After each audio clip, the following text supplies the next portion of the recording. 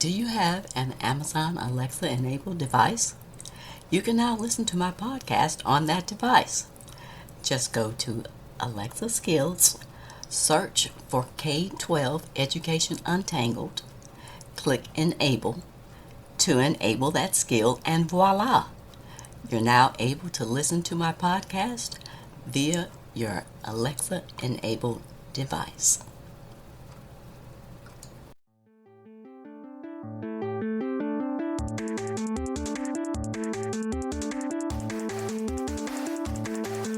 Welcome to another episode of K-12 Education Untangled.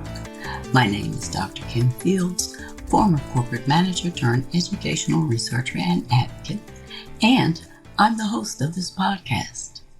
I got into this space after dealing with some frustrating interactions with school educators and administrators, as well as the micro-discriminations that I experienced while raising my two kids who were in the public school system. I really wanted to understand how teachers were trained and what the research provided about the challenges of the public education system. If you're looking to find out more about current topics in education that could affect you or your children, as well as practical application that you can take to address these issues, then you're in the right place. In today's episode, I will review one of the books from the banned book list, Brown Girl Dreaming by Jacqueline Woodson. The intent of this and other monthly book reviews is to examine, to analyze, and to investigate why these books were on the banned book list for K-12 public school reading. Here's a summary of Brown Girl Dreaming. This book is written in poetic verse style as a storytelling book about the author's heritage and life experiences. It is a National Book Award winner, as well as a Newbery Honor Book and a Coretta Scott King Book Award winner. The author was born in Columbus, Ohio in 1963, which provides sufficient indication and backdrop about the political, economic, and social events of that time. But her family had roots that reached back to South Carolina. Jacqueline Woodson, the author, had an older brother who was 3 years older than she was, and an older sister who was less than a year older than she was. Her sister's name was Odella, who was named after Uncle Odell, who was hit by a car and killed while on leave from the Navy in South Carolina. Odell's death was tragic for Jacqueline's mother, and it left a hole in her heart that couldn't be filled. Every winter, Jacqueline's mother, whose name was Mary Ann, traveled by bus to South Carolina, specifically Greenville, South Carolina, usually after she had a fight with her husband. The last fight occurred 1 year later, that would be 1964, and the mother and 3 kids left for Greenville, South Carolina for good. They lived with Jacqueline's maternal grandmother and grandfather, who loved on them, and the grandmother tells them stories from the Bible as well. Pretty much that's what it was like living in the South that was slowly changing. Odella, who is Jacqueline's sister, is the reader in the family. Jacqueline's brother's name is Hope. He doesn't do well in the South because of his allergies and eczema. In the grandparents' house, the children were admonished if they ever said words like ain't, huh, get, ma'am, and gonna. Mary Ann, who was Jacqueline's mother, said, "You're from the North. You know the right way to speak." This era was highlighted by civil rights, marching, and fighting for freedom in South Carolina. The story tells a remembrance about Saturday night being hair night, when hair was washed, brushed, and oiled with Dixie peach and then pressed. They washed their hair ribbons with ivory soap, hung them on the clothesline, and when they were dry, they ironed them out.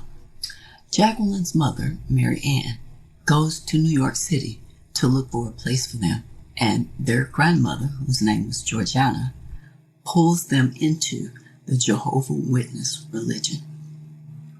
When the kid's mother returns from New York City, she's had another baby, a baby boy named Roman, and she tells the kids that they're leaving Greenville and heading up to New York City to live. Jacqueline doesn't like the new baby and pinches him. She enjoyed being the baby of the family for 5 years until he came along. When the kids arrived in New York City, Jacqueline thinks of it as a loud and strange place and nowhere that she'd ever call home. They end up settling in Brooklyn, New York.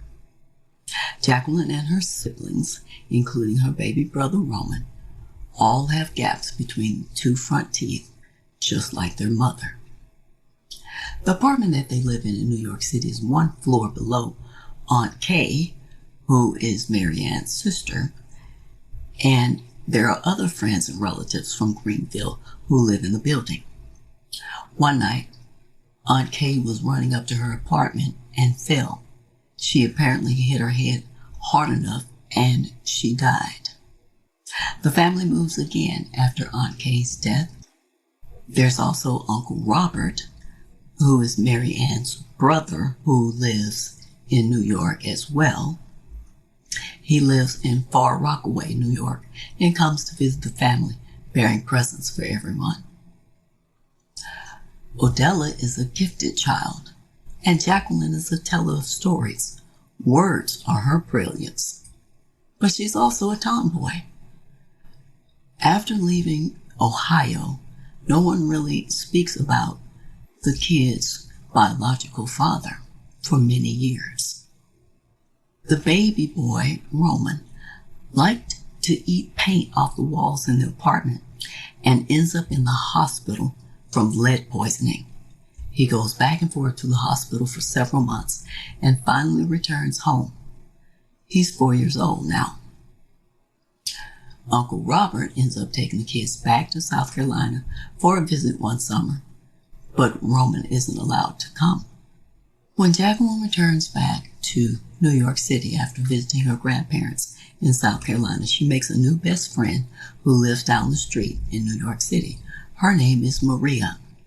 In school, Jacqueline becomes known as the other Woodson because she follows in the same classrooms as Odella.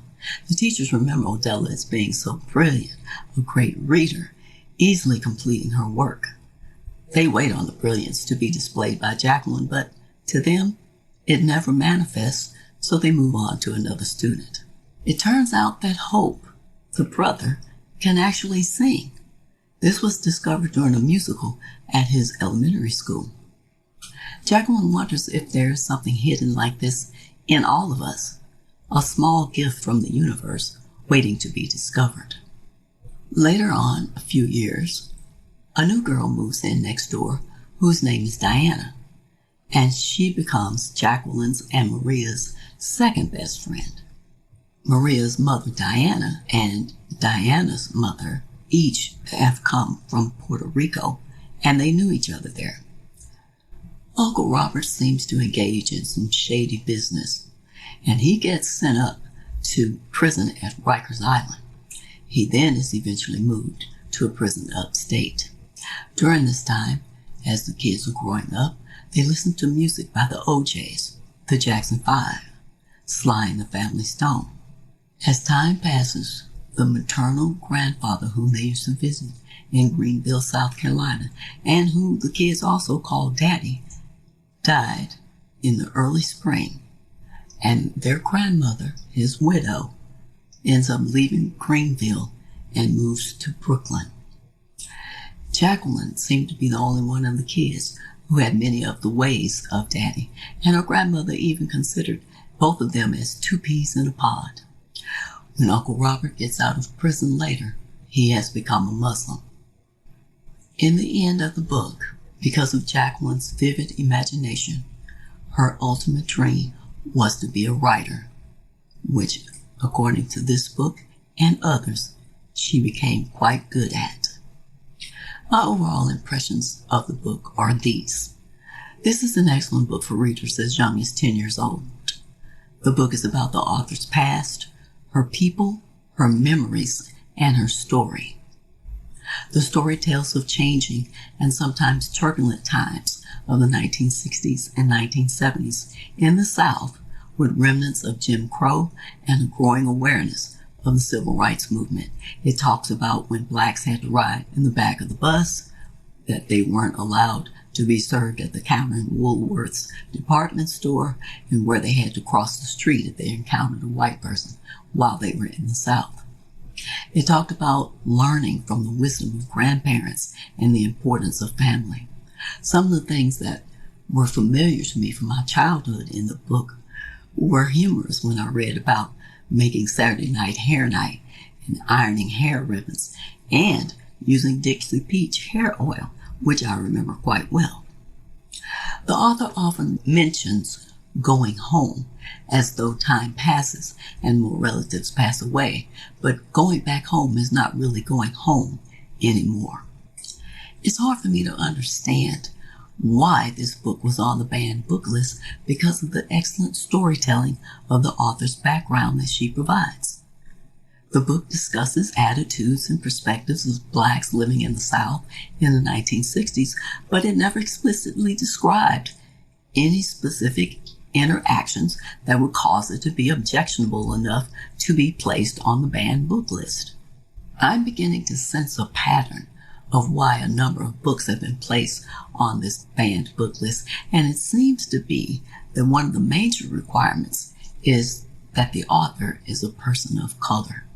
This is a shame, and it shows the closed-mindedness and small-mindedness of those who are in the position of making decisions about what readings public school children should be exposed to.